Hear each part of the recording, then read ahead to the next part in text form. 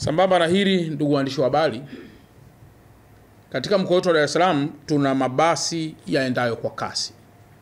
Tuna DART na tuna UDART. Vituo vingi vya mwendo kasi vimeharibiwa.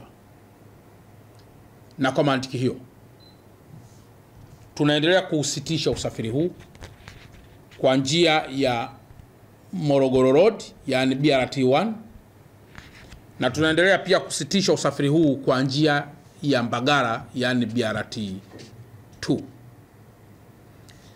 Kwa hiyo wale wote ambao walikuwa wanategemea mfumo huu wa usafiri, na naamini pia usafiri huu umekuwa ukiwasaidia watu wengi, tunausitisha mara moja.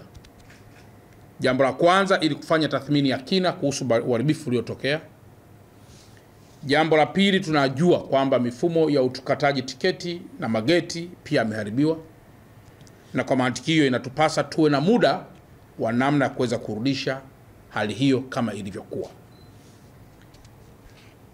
Tunawaagiza watu wa LATRA, wadau wa LATRA na watumishi wa LATRA ama mtendaji mkuu wa LATRA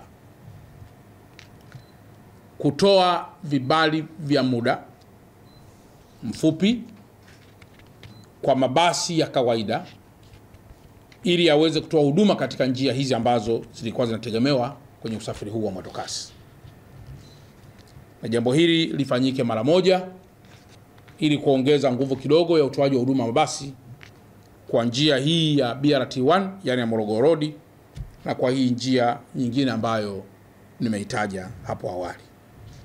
Mkuu wa chuo cha Kilimanjaro Institute of Technology and Management kilichopo Mwenge jijini Dar es Salaam chenye ithibati na usajili wa NACTVET namba REG/ANE/029 anapenda kuwatangazia nafasi za masomo kwa ngazi ya diploma na certificate kwa muhula wa masomo utakaoanza Oktoba 2025 katika kozi za IT, Hotel and Tourism Management, Front Office, Business Administration, Accountancy, Procurement and Supply. Chuo kimebobea katika ufundishaji kwa njia ya vitendo na kimeweza kutoa wanafunzi wenye weledi. Wengi wameajiriwa ama kujiajiri, na kwa wale ambao wameamua kuendelea na degree wameweza kujiunga na vyuo vikuu bora hapa nchini na nje ya nchi. Pia kuna kozi fupi za computer application, graphic and design, video production pamoja na CCTV camera. Kwa maelezo zaidi piga simu namba 0717816034 au 0754864361. KITM, elimu na ujuzi kwa